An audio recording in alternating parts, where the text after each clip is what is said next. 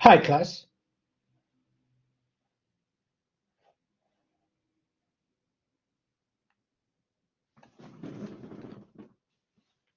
One, two, one, two.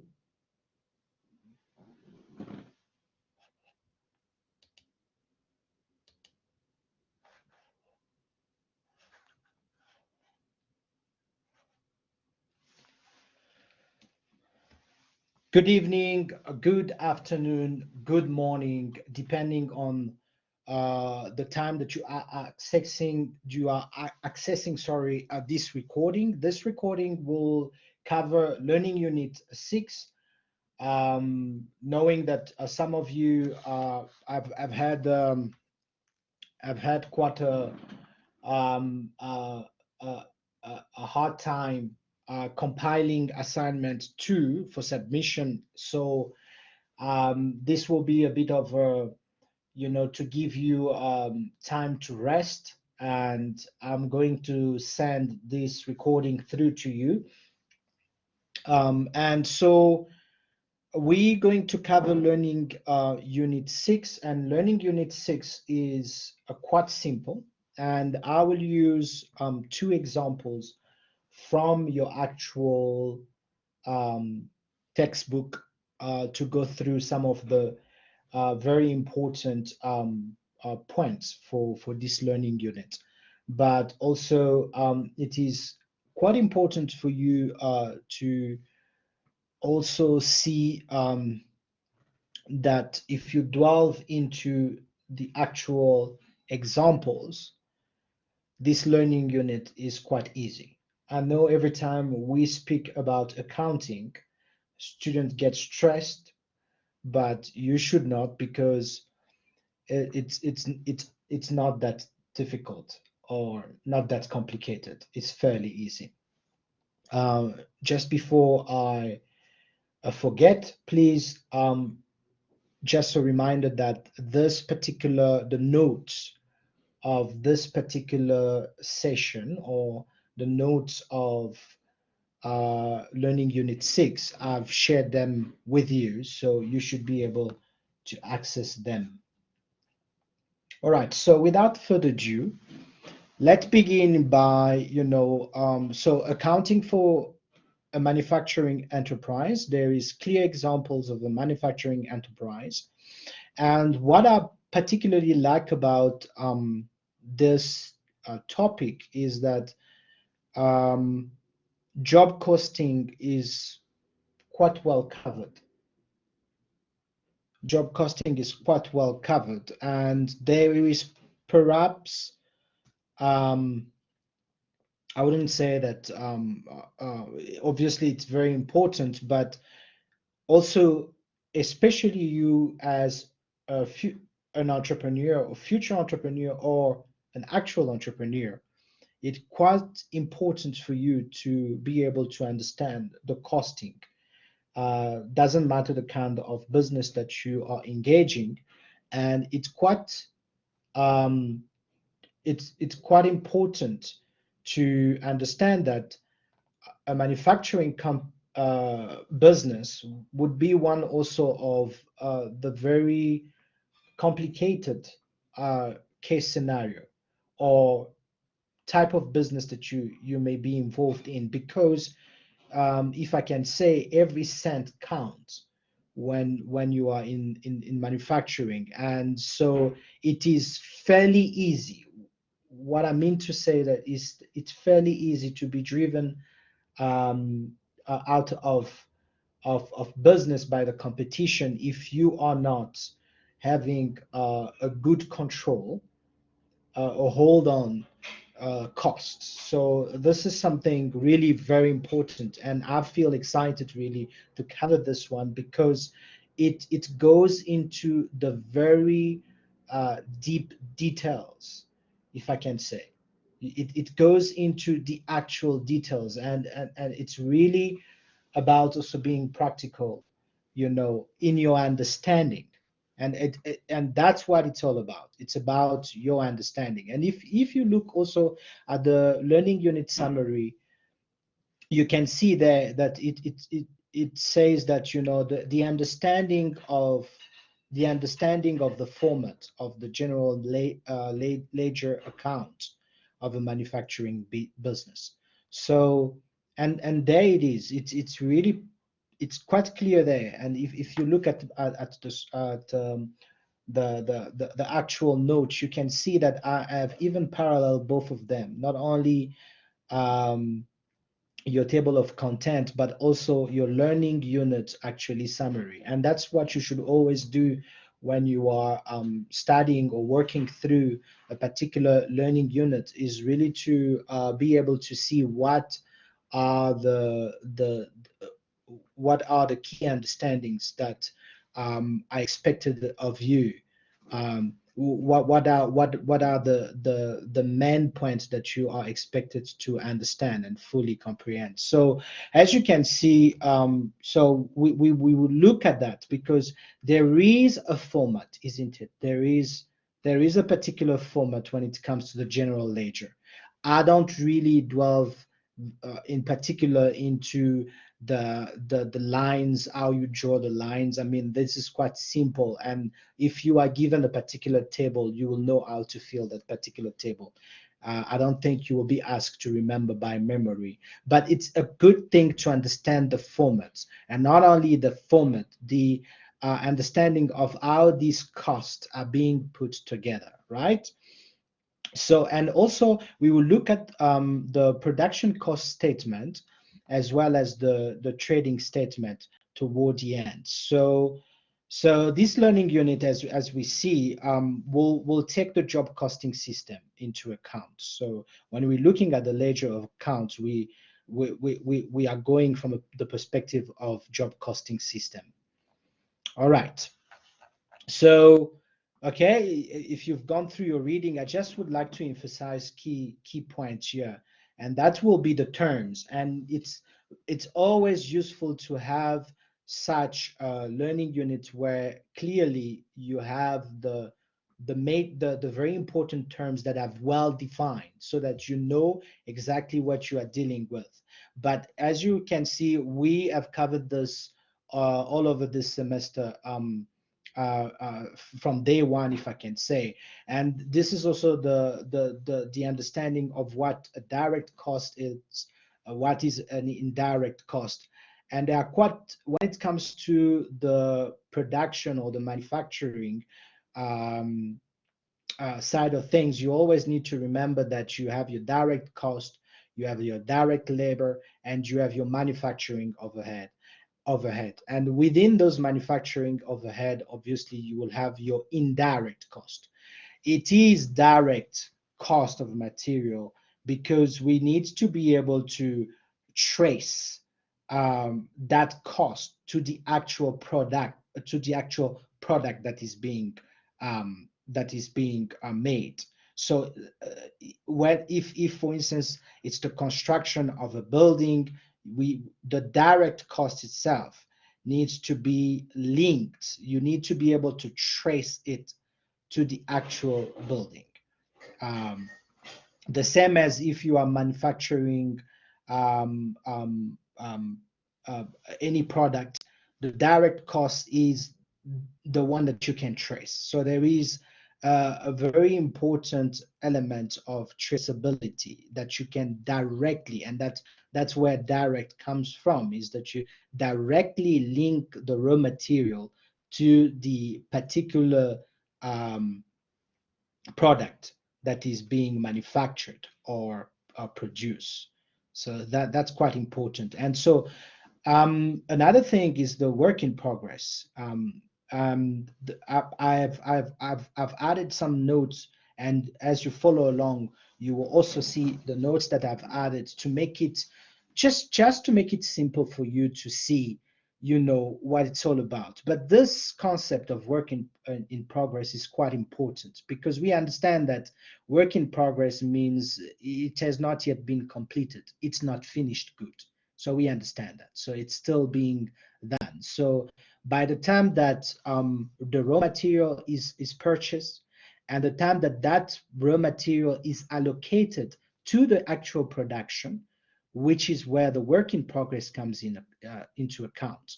And obviously, when um, the work is complete, all the costs, direct, indirectly, already paid during the financial year are, we understand that these have already been paid. That's why they're being allocated to this particular account that is also work in progress. And it is an account. And we shall see that when we're looking at the ledger of the different accounts. So the finished goods, as it is, just go through the definition. Quite simple. You understand that this is something concrete that is finished, like a table, a chair, a shoe, whatever is being produced. But it's also an account. Finished goods also is an account. There is also the cost of the finished goods, you see. So these are accounts that we will be dealing with. Obviously, we have indirect material, we have indirect labor. And I say again, when it comes to the factory overhead cost, remember we did separate the two in one of the learning units, where we have the non-manufacturing overhead and the manufacturing overhead or factory overhead. And you can see here, factory refers to manufacturing, is any overhead, it's any cost that we might not be able necessarily to trace, but we know that it is part of the manufacturing, all right? Okay, so, and then you have your fixed and variable cost and all that we've covered. So I have, let's look at the format. Let's start with the format of the ledger accounts themselves. So as you can see, we have we have the format that is there, and we have the key account that is inside. But as you can see, as any ledger, you have your debit on your uh, right hand side, depending on where you how you're looking at it. So if you're looking at it, it's more on your left hand side. You have your debit, and then your credit, you have it on your right hand side. But in any case, as you can see, when it comes to the direct material, look at this account that is here. And like I was saying, the work in process, the work in process, sometimes I confuse it, not confuse it. I say work in progress, but it's the same thing. So work in progress, work in process, but the correct term is work in process, right? So you can see that it is an account. So because we understand that whatever material that is here, once it has been allocated, once it has been, if I can say, dedicated, to the actual manufacturing of the product, we have to account for that, you see. And so as soon as that has been done, so whatever has been bought, once it has entered the actual production process, we have to credit. To credit means that we have to add. We have to add. Debit means that we have to minus. Credit means that we have to add. So if I can put it as simple as that, so we have to add that, or in other words, we have to move it basically. And you need to understand this process as we are moving from one state to another. So it was a direct material that we purchased, but once it has been allocated to the work in process, we move that particular trade payable or material that we bought, we move it to the work in process, to account that this has been credited to the work, it has been credited to the work in process. All right, so no matter how we get the actual material, whether it's be by credit or by cash, we do take everything into account. As you can see below, some materials will be paid cash, but we also need to take into account whatever requires us to receive the actual material or raw material for our manufacturing. If it's going to take railage or carriage, shipment, whatever takes to move that particular material to put it in our possession, need also to be taken into account. And you can see now how sophisticated this is in tracking the cost. if you are doing a business as an entrepreneur, you need to be able to add up these costs together. Neglecting these costs, uh, would result in you not being able to see exactly how you are making a profit. All right. So as we can see, we can move on to the direct labor, which is quite easy. And if you look again, there is the working process, because the labor will be involved in the actual manufacturing or production of the actual product. So this will be used in the actual. And so working process becomes this account that you see all over.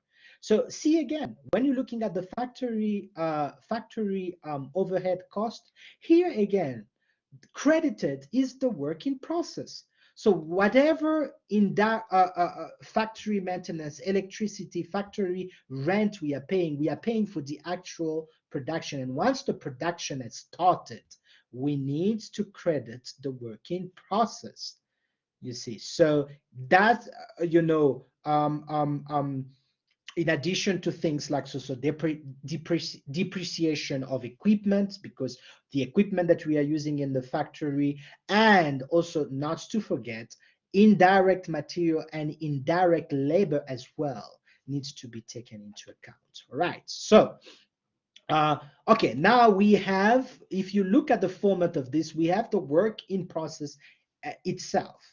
And when you're looking at the work in process credited on your the right hand side, you can see clearly that there is finished goods. So we understand that there will be a movement once a particular product, remember again all the direct material, direct labor, and factory overhead on your left hand side that have been credited. Remember that they were being credited to the work in process once the production itself had begun.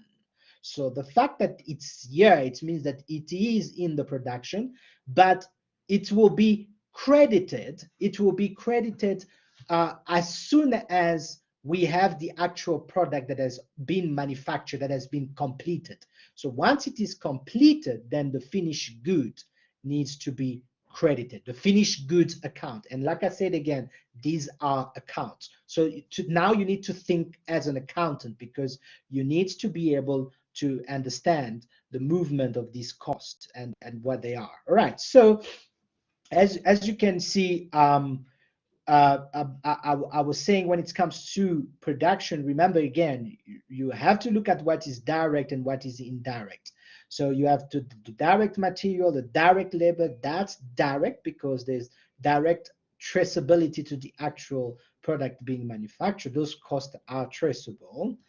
But the factory overhead include all those indirect costs that we can't properly link to the actual product, but still significant and still part of the production. Yes, we paid rent. If it's about the rent that was for the factory where we are producing a product, we can't really trace every single cent of the rent to the actual product, but it's still, without that rent, we wouldn't be able to operate our production. So it's quite clear. I'm just repeating myself, but we understand that. All right, so look again here at the finished good as a particular ledger account, and this is its format. And you can see now what is debited is the cost of sales, because once the movement, once we've completed to actually manufacture the goods, then the next thing is to sell them, and that's why we are talking about the cost of sale. Yes, we will make a profit, but what is the actual cost? How much did it cost us to be able to make this profits or the sales? Because remember, our revenues or our profits will come from our sales, actual sales that we are making, minusing the cost of sales, what it took for us to have the actual goods, and there we get our profits. All right, and remember again, on the finished good, look at the cost of sales here, look at the cost of sales on this side. it should not be confusing, but anything that has been returned, that, let's say we are in the business in manufacturing, product are being sold, but some of them have a problem, they're malfunctioning, or there is an issue and they are being returned, and those, we need to deduct those, because they are not part, if I can say, of the finished good as such. You see, so there is a cost of sales here, but it's a finished good, but it's a finished good that is if I can say, not being credited to the actual cost of sales. So another word, we have, look on this side, you have, obviously when you see a balance, meaning that there is an opening balance, whatever was left from the previous production is also being brought into account. So all the finished goods from the previous production will be taken into account, plus what is in the pipeline, which means the work in process. We are taking that into account. And we also need to balance it, and that's why when you look at the ledger, it's always about the balancing, right? We need to balance the accounts.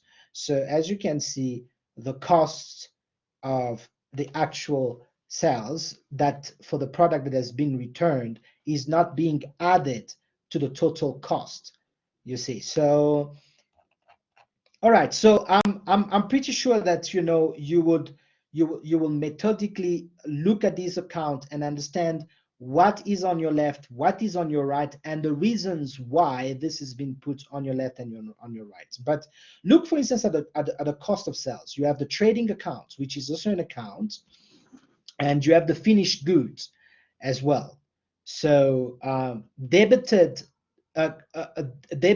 is the finished good, because remember, we have the finished good account, we are debiting, we are minusing, we are debiting, and we are crediting, we are giving it over to the trading account. And the same is for the trading account. Now, when we are in the trading account, we are debiting, we are minusing from the trading account, which is the cost of sales, and we are crediting the sales, because once we have traded, once we've made the sales, whatever has been sold is part of the sales, or the revenues that we're making. All right, and that's why you see already from the trading account, it's quite clear there that you can even calculate already the profit and or loss, the profit and loss or loss that is being made. All right, so and when you're looking at the profit and loss accounts, so these are the main accounts. Basically, looking at the profit or loss, you still need to deduct selling and administrative expenses. Remember, debited minus, you still need to deduct the selling and administrative expenses. Why? Because you really want to find the actual net profit that you're making. All right, and so so that's about it. Understanding these already gives you everything that you need for the actual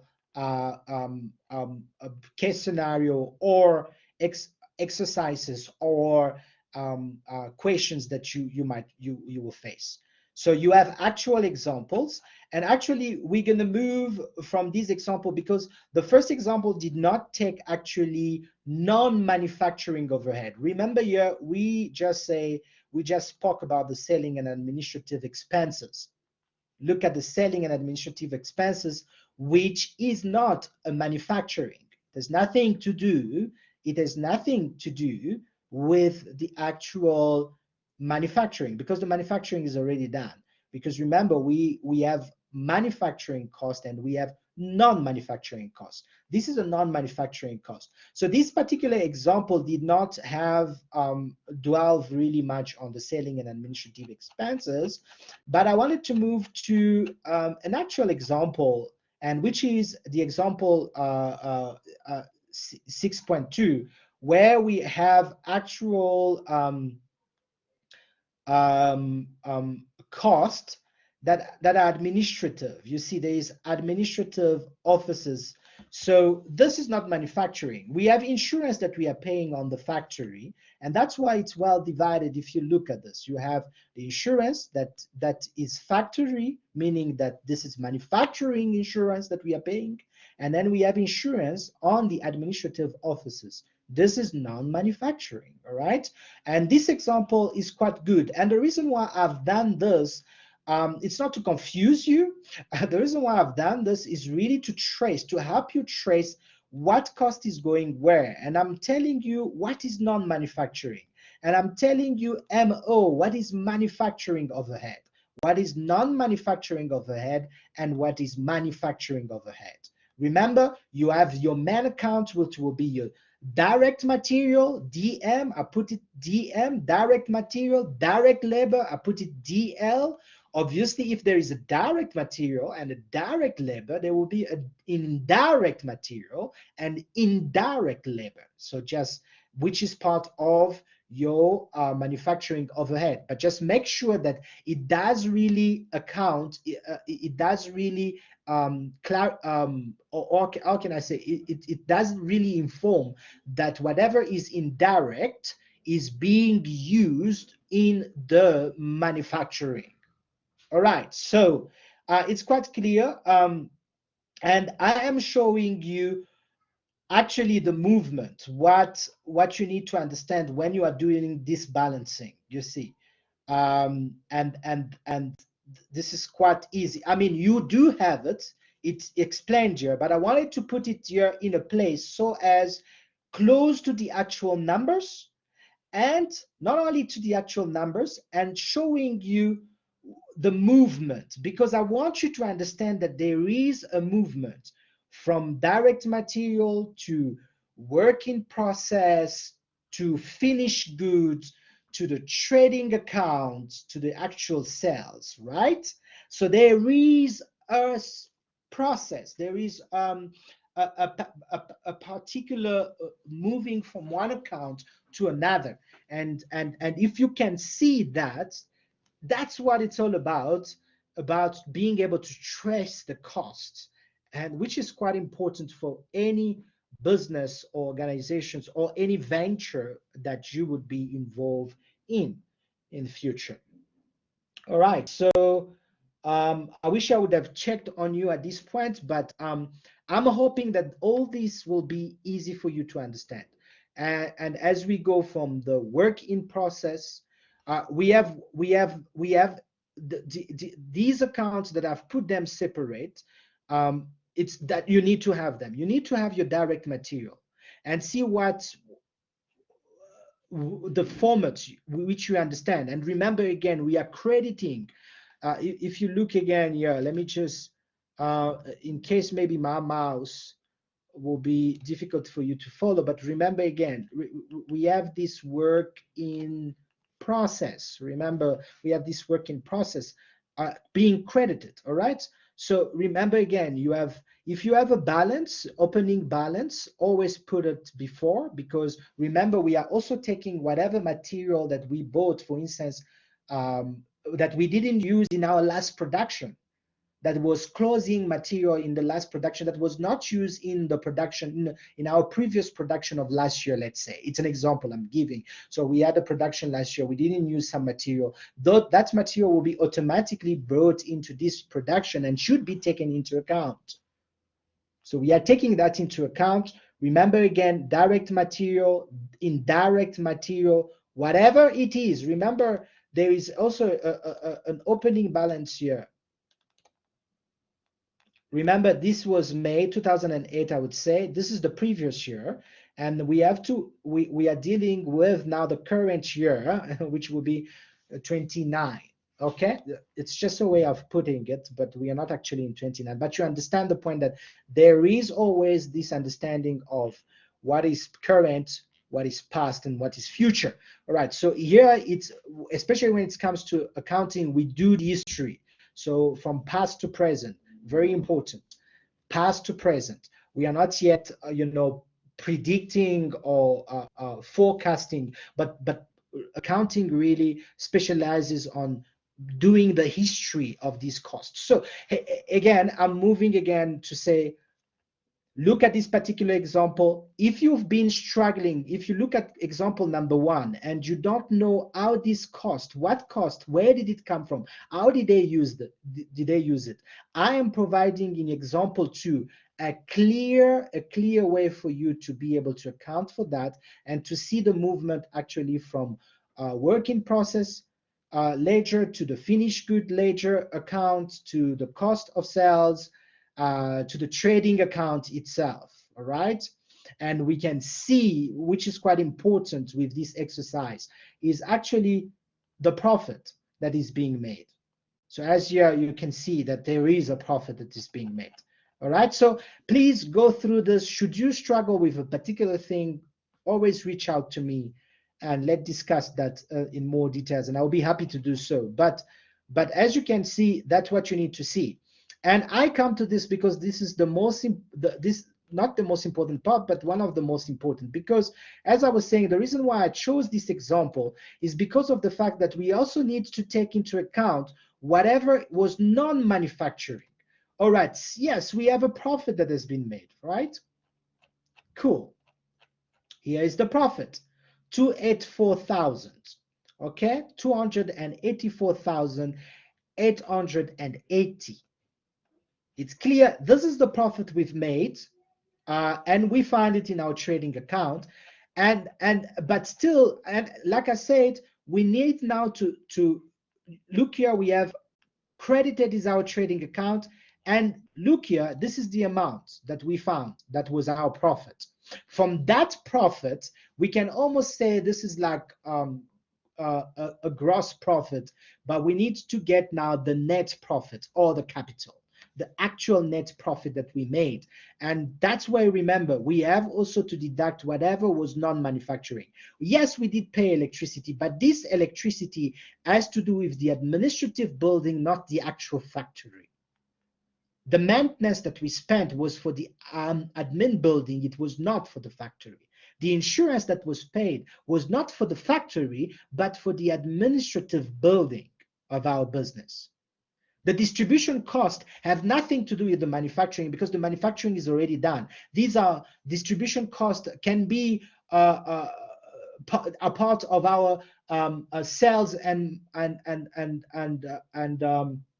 marketing. Sales marketing. So advertisement marketing, as you can see here. Salaries, we understand. If you see salaries, you say, wow, but wow, there's salaries there. Yeah, but it's salaries not for the workers that were involved in the manufacturing, because those who are involved into the manufacturing, they are direct labor and indirect labor dedicated to the manufacturing, right? We have a particular, for instance, cleaner. We have a guy who's doing cleaning in the manufacturing. He's not actually involved putting his hand in the actual production, but is surely a labor that is being an overhead in the manufacturing. So I trust this is clear. And if it's not clear particular to you or doesn't ring a bell, please contact me so that we can book a session and discuss this in more details, because it might be that you are not properly understanding this. All right, cool. So as it is, so this is as simple as that. I wanted to use example 2 because example 2 was using more non-manufacturing overhead. And so we can take it into account to calculate the net capital or the net profit that is being made.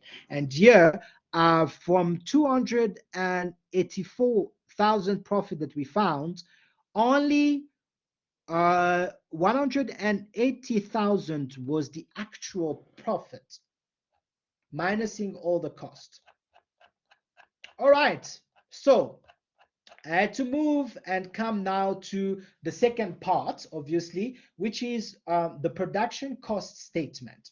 Very important. This is very important for any thing that you're doing. And again, the production cost statement takes again those three major things that we spoke about, which is the direct material, the direct labor, and whatever is non-direct or indirect, which is your manufacturing overhead. All right. And again, I illustrate for you, for all of you, I'm illustrating again this. And so I found it quite important to do this for you. And this is part of your notes. Remember, it doesn't come pretty. I'm not putting all the colors and all that, but remember again, this is functional. I want you to understand. And I want you to, whatever notes that I'm making, I'm positioning it within your actual notes so that you can read whatever you are reading, and you can see the notes also of your lecturer to assist you, which is what is the role really of your tutor, to assist you in understanding the actual oh, sorry, there is a refresher. I'm not sure. We're just refreshing, so just give me about 10 seconds to see to make sure that we have back everything. But in the meantime, so let's discuss the actual production statement. Production statement will be quite important because everything that we have been speaking about, we will be able to see something like the actual cost of the finished goods, and none other than the production statements to really give us a good summary, a breakdown of the actual, cost, for instance, of all the finished goods. You see, so again, make use of that. But this is again the format. Remember, this is the format. We have the direct costs, we have the factory, within the direct cost, we will have everything that is direct, which is the direct material cost and the direct labor cost. And then we have the factory overhead cost. Factory, meaning that overhead that is linked to manufacturing. Then this gives us the total. I hope you're able to follow there with my, and then you will have the total manufacturing cost, and obviously you will deduct. Remember again, our working process comes now there straight away, because you must remember that we will add whatever we came from last year, because whatever came from last year that was work in process last year is something that we've inherited. So we need to add that. Whatever was left was not completed last year, we need to complete it this year. This is the best way to put it, all right? And whatever closing means that we are not going to be able to complete within this particular financial year, we will complete it perhaps in the next financial year. So then we need to minus that because we are not taking that into account. But what does it give us? What does the production cost statement give us? It gives us the cost of production of finished goods. So we have the cost of production of finished goods, and that's quite a good thing. And that particular cost of production of finished goods, when, remember again, finished good, from finished good, we need now to trade. All right, we have also the trading statement. So the trading statement of whatever company that we have there will have the sales plus the cost of the production of the finished goods. So whatever we've produced this year, that is meaning that whatever was left from last year, we brought it this year, we managed to complete it, minusing what we didn't manage to complete. But whatever that is of this year that we've managed to produce, that is the cost of finished goods sold. So, and we will take into account that only because this particular goods were sold as well. So we're looking at sales minusing the cost of the finished goods sold, and we get our gross profit. So these two statements, remember, like any statement, needs to be able to boil down to what is the cost, what is the revenue, what is the profit. Remember, that's the actual statement, gives us a clear summary of what is the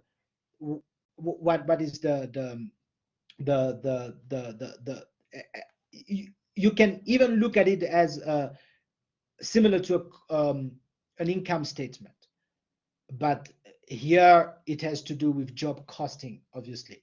And so, and okay, now let's move on. Whatever we've used, direct material, we must remember that you need to be able to um, to to as part of your actual notes of how you manage to get the direct material cost, is you need to have also a particular um, a particular table where you can compute this, where you can calculate this. For instance, for the direct material cost, you will understand that you need to use opening inventory, whatever material was left from last production, whatever material need to be taken into account, minusing whatever will be left. So if we're not going to be able to use this material at the end of the year, we will transfer it to next year. There is again this flow.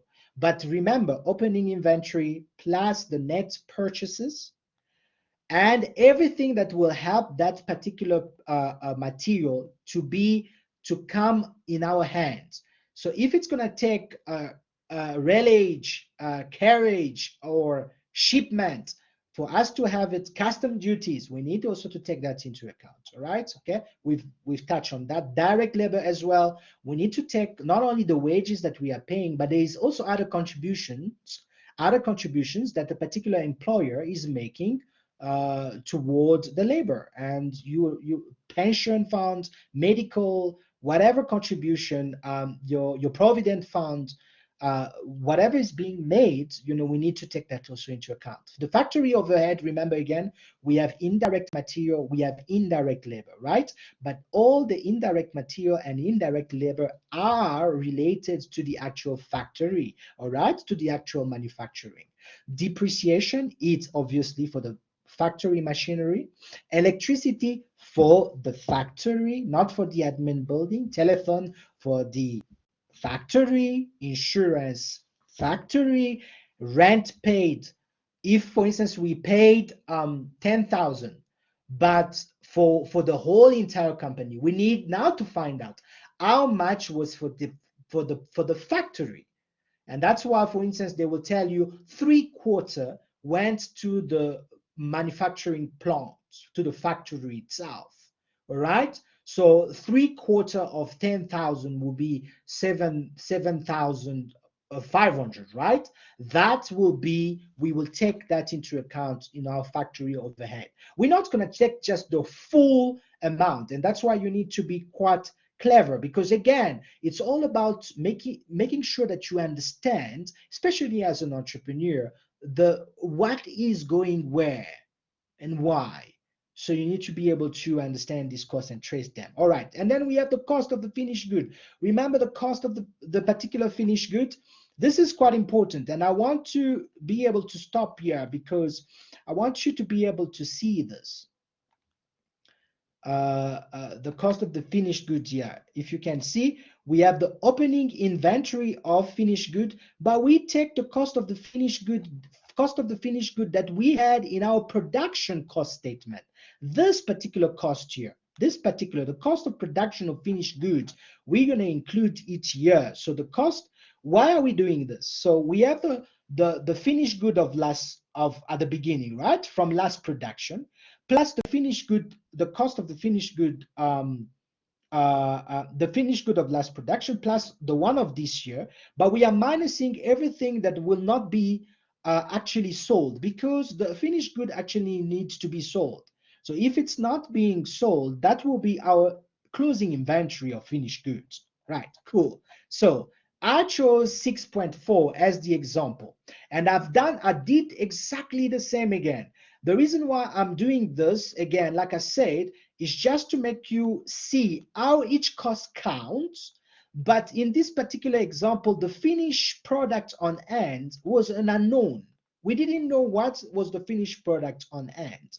But after computing the DM, which is the direct material, the direct labor, um, and the manufacturing overhead. I put them together. This was a quick production statement so that you can see from the cost here, this was a quick production statement, all right? So we take the direct material that we found, all right? If you can see there, hoping that my mouse is working, right? We take it into account here. The same would be for the direct labor, right? We take it into account, and the actual manufacturing overhead, right? Manufacturing, right? We take it into account, but we need to look again. Remember, the format was that we need to add the opening work in process. From opening means that what came from last year, we need to take into account, right? Opening work in process, but we need to minus whatever will be left that we will not be able to actually complete. Because remember, after the production, there is the finished good. After the work in process, there's the finished good. So whatever is not going to become finished goods, that it will still be work in process at the end of the year, that is our closing work in process. All right. But what did we find there? We found the cost of production of finished goods sold.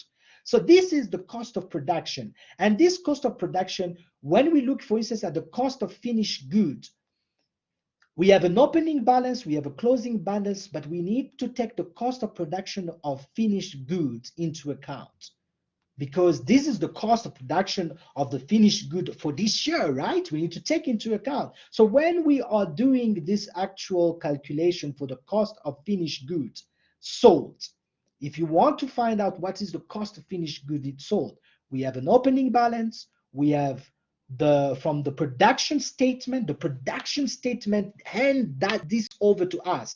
The production statement gives us the cost of production of finished goods sold. We take that into account. And so, like I said, here it was just about filling the void, right? What we knew, what